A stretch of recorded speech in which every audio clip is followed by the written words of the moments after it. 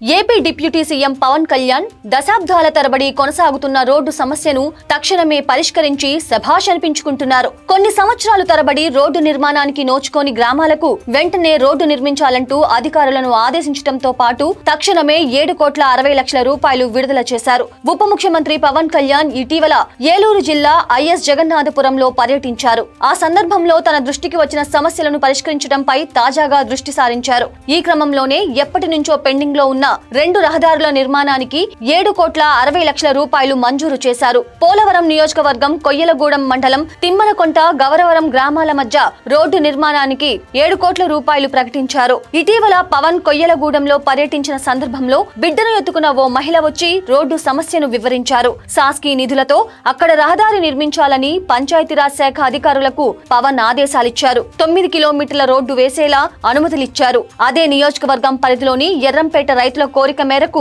పంట పొలాలకు వెళ్లేందుకు 3 కిలోమీటర్ల డొంక రోడ్డు నిర్మాణానికి ఉపాధి హామీ పథకం కింద 60 లక్షల రూపాయలు మంజూరు చేశారు. దీనిపై జగన్నాథపురం కొయ్యలగూడెం వాసులు సంతోషం వ్యక్తం చేస్తున్నారు.